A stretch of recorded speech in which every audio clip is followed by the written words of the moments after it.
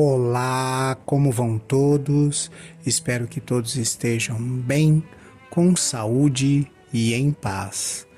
Nós vamos iniciar mais este estudo da doutrina espírita com a prece que Jesus nos ensinou.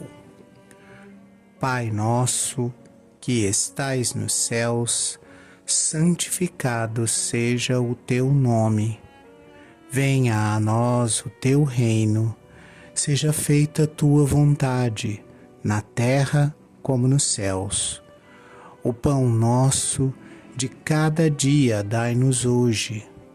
Perdoa, Senhor, as nossas dívidas, na medida em que perdoamos aos nossos devedores. Não nos deixe cair em tentação, livra-nos do mal, que assim seja. Nós estamos estudando o livro Evolução em Dois Mundos, pelo autor espiritual, Espírito André Luiz. Este livro foi psicografado pelos médiuns Francisco Cândido Xavier e Valdo Vieira. Nós estamos estudando o item 3, que trata de evolução e corpo espiritual.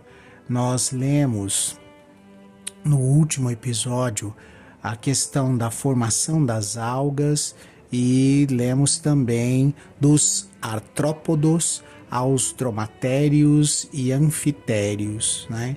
E nessa leitura que nós fizemos há 2 episódios atrás, a gente começou a fazer uma explicação que se estendeu até o episódio anterior a esse e vai continuar neste episódio com a explicação desse fenômeno, né, dessa evolução que acontece concomitantemente. Então, se nós considerarmos o que está acontecendo, na medida em que as inteligências e as potências dos engenheiros espirituais que estão desenvolvendo os corpos para se manifestarem aqui no plano material. Quais corpos são esses? Os corpos dos minerais, os corpos dos vegetais, os corpos dos animais que vão receber esse princípio inteligente em desenvolvimento. E como esse princípio inteligente está em desenvolvimento, ele também vai sendo aprimorado, ajustado, e novas versões desse princípio inteligente vão sendo desenvolvidas no plano espiritual para serem inseridas no processo de continuação da vida, né, de continuidade da multiplicação da vida aqui no planeta. A gente viu nos 2 episódios anteriores, o André ele cita uma série de períodos pré-históricos e de formação geológica da Terra, mas ele apenas diz o nome desse período e a gente tem procurado destrinchar todos esses nomes com as explicações necessárias a cada um desses nomes citados, né? Então, no caso tanto dos animais quanto dos períodos históricos aí de formação da Terra, a gente tem procurado situar vocês de quantos bilhões de anos estão passando entre um avanço e outro desse processo. Ao longo da leitura, nós observamos, por exemplo, o quanto de tempo foi necessário para desenvolver aí os primeiros seres unicelulares que vão dar base à formação dos vegetais, né? A gente falou aí a respeito de todo esse processo de desenvolvimento dos minerais que são necessários para que a gente aprenda a lidar com esses elementos como magnésio, sódio. O princípio inteligente ele precisa lidar com a química desses minérios, né, para que quando ele estiver nos reinos vegetal e animal, ele saiba como lidar com essa química. Por isso a importância do reino mineral, que é lidar com essa química dos minérios aí, dos sais e de todos esses elementos químicos que formam a química da vida em cada um desses corpos vegetais e animais. Depois a gente viu quanto tempo demorou até que o aparecimento da capacidade de lidar com a energia solar através da clorofila, o que é a inauguração, os primórdios aí do reino vegetal e os bilhões de anos que foram necessários de desenvolvimento no reino animal para se chegar a esses primórdios do reino vegetal. E depois o desenvolvimento também desse reino vegetal até que esse princípio inteligente consiga lidar com os processos de criação já sexuada, primeiro no reino vegetal e depois no reino animal, e depois todo o laboratório, vamos colocar assim, de desenvolvimento de tudo aquilo que a gente tem no nosso organismo, como a musculação, como o nosso sistema circulatório do sangue, né, como o sistema de esqueletos, né? Nós tratamos aqui de o que é um exoesqueleto, o esqueleto por fora do organismo, o que é um endoesqueleto, o esqueleto por dentro do organismo, né? Nós tratamos aqui, o André Luiz tratou aí da situação da hemoglobina, né? De como a hemoglobina é base do nosso sangue, é ela que vamos chamar assim, movimenta a energia absorvida dos alimentos para alimentar esse fluido, essa vida espiritual que a gente tem fluindo como fluxo vital no nosso organismo. E como o sangue é um passo decisivo nesse sentido, mas também quanto tempo isso levou, né? Aí nós estamos falando aí de bilhões de anos até chegarmos nesse patamar, e o André faz toda essa análise em poucas palavras ali que a gente precisa ler com cuidado e ouvir com cuidado para que a gente tenha condições de compreender. A gente parou aqui mais ou menos na explicação, né, do que a gente tinha lido. A gente já leu esse dos artrópodes aos dromatérios e anfitérios, né, mas ainda falta entender essa questão evolutiva aqui das formas em que eles estão se desenvolvendo, porque como foi dito no nosso último episódio, o dromatério vem do camelo, né? De como foi desenvolvido ali esse processo de resistência do organismo do camelo.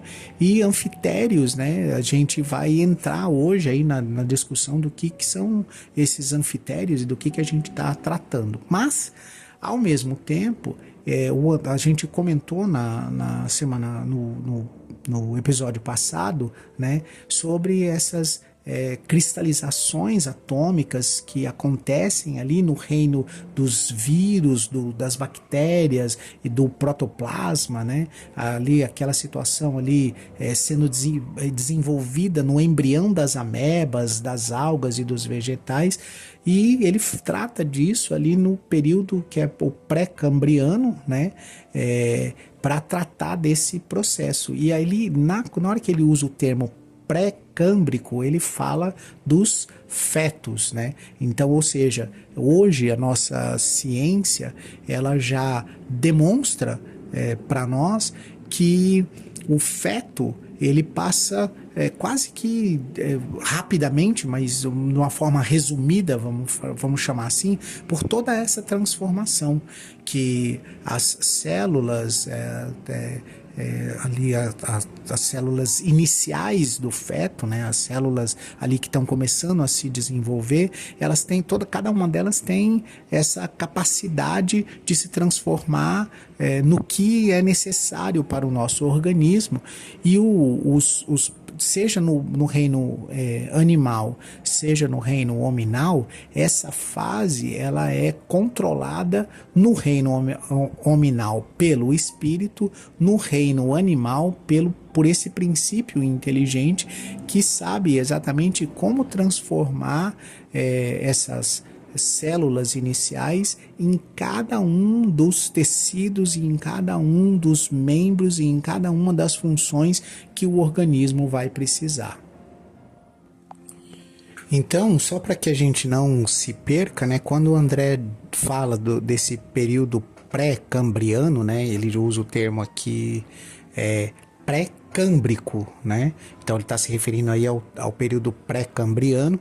Eu vou fazer uma recordação da época da escola aí para vocês. Pré-cambriano é o período de tempo que vai desde a formação da Terra, que é há cerca de aproximadamente aí 4,6 bilhões de anos, até o início do período cambriano mesmo, que aí não é o pré-cambriano, é o período cambriano. Esse período cambriano, ele começa aí mais ou menos há cerca de 540 milhões de anos atrás. Então nós estamos saindo da casa de bilhões de anos, 4,6 bilhões de anos, né? E estamos chegando aí nos últimos 600 milhões de anos, né? Para a gente arredondar um número, desses 4,6 bilhões, nós estamos chegando aí no ponto 6, né? Então, se a Terra foi constituída há cerca de 4,6 bilhões de anos, os primeiros 4 bilhões de anos formam o período pré-cambriano. Então, lembrando, né, para vocês, bilhão são 9 zeros, tá? Só para ficar claro isso, para vocês não se esquecerem. Põe o 4, o número 4, escreve 9 zeros na frente, aí você vai estar em bilhão de ano, para você ter noção de quanto tempo é isso. E depois, esses últimos 600 milhões de anos é que vão dar, nesse período inicial aí dos 600 milhões de anos atrás, 540 para ser mais exato, é que você vai estar no período cambriano. Foi necessário todo esse processo, todos esses 4 bilhões de anos, para se aprimorar o reino mineral, né, para que a engenharia espiritual conseguisse aprimorar o reino mineral, para trazê-lo à condição de ser desenvolvido para o reino vegetal. Isso só acontece porque a espiritualidade está trabalhando no desenvolvimento do princípio inteligente que vai animar os vegetais aí depois desses 4 bilhões de anos de formação da Terra. Então você tem todo aquele processo de desaquecimento da Terra, de resfriamento da Terra, que está em praticamente ebulição constante, né? E não tem nenhum trecho, vamos dizer assim, sólido, é praticamente pura energia em ebulição, como se fosse uma lava vulcânica se mantendo líquida o tempo todo. Você vai resfriando a Terra até a formação dos primeiros terrenos firmes, né, dos primeiros passos de terra firme, né, de terra rígida, e é aí que você está desenvolvendo esse campo mineral, para depois, só depois disso, você começar a inserir o meio líquido e inserir as águas, que é quando você vai desenvolver as algas. Lembrando que algas, que é o primeiro das manifestações aí, que a gente pode chamar de vegetal, todo esse movimento dos vírus, das bactérias, das amebas, até chegar nas algas, é que acontece quando o meio líquido, que é a água, é adicionado nesse processo de desenvolvimento da Terra, né, do planeta. Então a engenharia espiritual está trabalhando arduamente durante esses 4 bilhões de anos para chegar nesse ponto, continua trabalhando nesse desenvolvimento até hoje, mas é a partir aí de 540, 550 milhões de anos atrás é que você tem o aparecimento então das bactérias, vírus, amebas, das algas e dos vegetais que vão formar a base para aquilo que a gente tem hoje, né, como reino vegetal e daí o reino animal. O André Luiz cita ali, né, esse processo ali, todo esse processo anterior, ele fala depois, né, da condição dos fetos e das licopodiáceas. E aí você fala assim, rapaz, o que diabo é licopodiáceas, Valdir?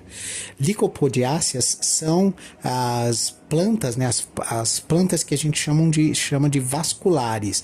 E o que são plantas vasculares? São aquelas que formam galhos, que ela nasce num tronco único, e a partir desse tronco único você vai abrindo leques, né? Por isso vascular, né? Esses leques vasculares que cada galho vai formar, eles vão formando caminhos para que os nutrientes da planta circulem por esses vasos. E aí você vai falar, Valdir, por que o André Luiz está falando isso? Isso aí é o rascunho inicial, se a gente pode chamar dessa forma, né?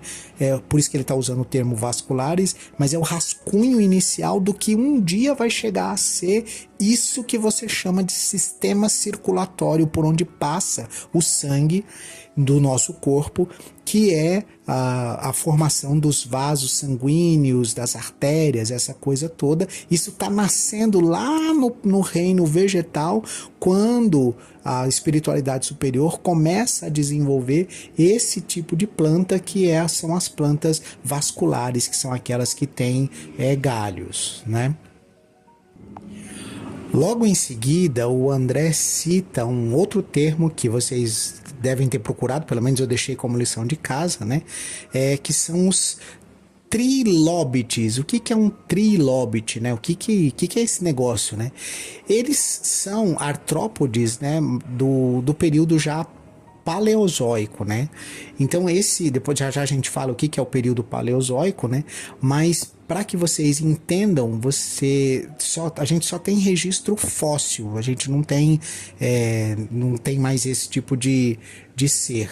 Agora, imagina que você pegou um ramo de árvore, né, um galhozinho lá de árvore, e transformou esse galho de árvore num animal, vamos colocar assim para você entender. O que você vai ter? Você vai ter alguma coisa parecida com uma tarântula, você vai ter alguma coisa parecida com uma dessas lagartas com muitos pés, ou então aquele grilo que é um grilo que parece um galho de árvore. É esse tipo de ser que ele está chamando de trilóbites, né? Então esses seres lá do período paleozoico, eles já são, vamos dizer assim, rascunhos do que nós vamos ter como reino animal, né? Mas a gente ainda está ali tateando entre o reino vegetal e o reino animal, sem conseguir precisar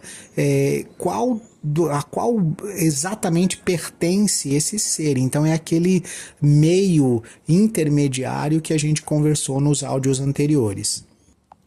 E aí, só para não deixar passar, né, paleozoico, né, ou era paleozoica, é um período, dentro do período cambriano, que vai mais ou menos os primeiros 100 milhões de anos dentro do período cambriano, né. Essa era paleozoica marcada, né, pelo surgimento daquilo que a gente conversou anteriormente no outro áudio, né, dos animais com exoesqueleto. O que é o exoesqueleto? É o esqueleto do animal como proteção, como carapaça. Ele é o esqueleto por fora das partes moles que formam o organismo. Então o esqueleto protege essas partes moles do organismo. Por isso o exoesqueleto, o esqueleto pelo lado de fora, né, pelo lado externo.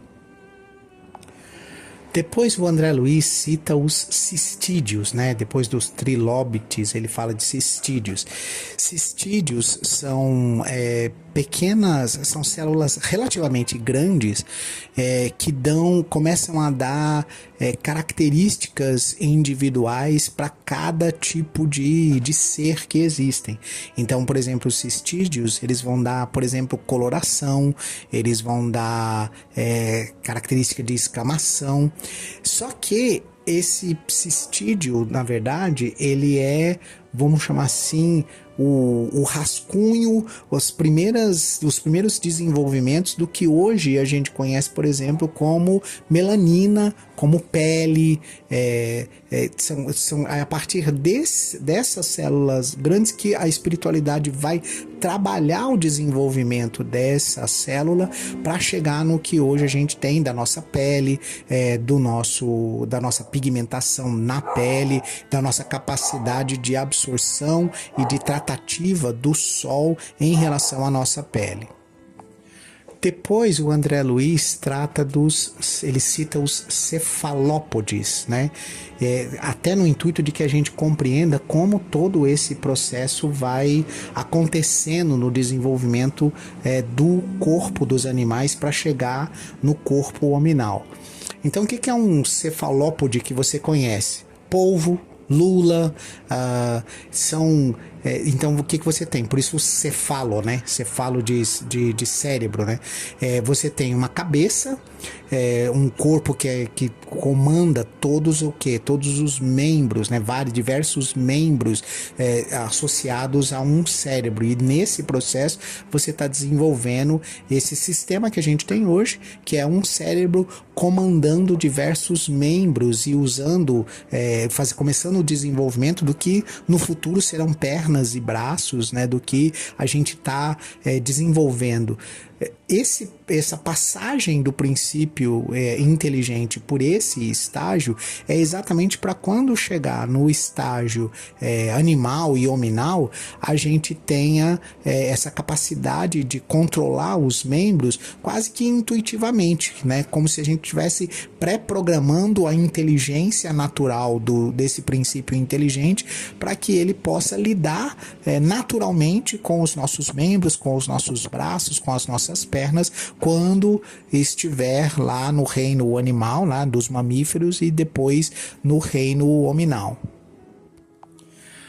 Depois o André cita os foraminíferos, né? O que é um foraminífero, Valdir? São organismos unicelulares, né? Normalmente os atuais habitam aí o fundo do mar e eles são fundamentais para a vida marinha, né? Eles possuem uma casca calcária com diversos formatos e tamanhos. Para você ter uma ideia do que é que nós estamos falando, esse povo todo aí é chamados, por exemplo, corais, né? Esses sistemas que formam a flora e a fauna marinha, mas que você olhando ele parece que é um minério. Você olha assim para ele, isso aqui é uma rocha, isso aqui é uma pedra. Ele tem funções como se fosse um vegetal, mas existem organismos unicelulares que têm a característica de mais parecer com um animal. Então ele está ali naquele meio transitório entre uma coisa e outra. E para que serve isso, Valdir? A partir desses desenvolvimentos nessa área, né, que você vai ter, por exemplo, lá na frente o princípio inteligente trabalhando, formando o que a gente chama de rim, né, ou seja, lida com a água, removendo da água as impurezas e colocando de volta a água limpa dentro do sistema.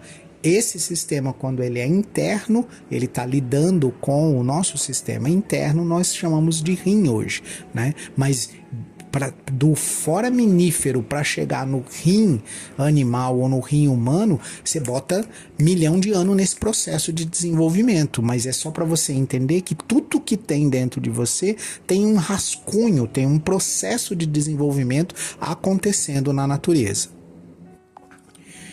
Eu vou ficar por aqui na explicação de hoje, né? Porque a gente já andou bastante aí para vocês entenderem aí como é que é esse processo, como é que ele acontece. E a gente se vê no próximo episódio aí tratando do restante. Vamos ver se eu consigo terminar no próximo episódio tratando do restante das citações do André Luiz nesse texto. Eu me despeço de vocês com a prece que Jesus nos ensinou. Pai nosso, que estais nos céus, santificado seja o teu nome. Venha a nós o teu reino, seja feita, Pai, a tua vontade, na terra como nos céus. O pão nosso de cada dia dai-nos hoje. Perdoa, Senhor, as nossas dívidas, na medida em que perdoamos aos nossos devedores. Não nos deixe cair em tentação e livra-nos de todo o mal, que assim seja.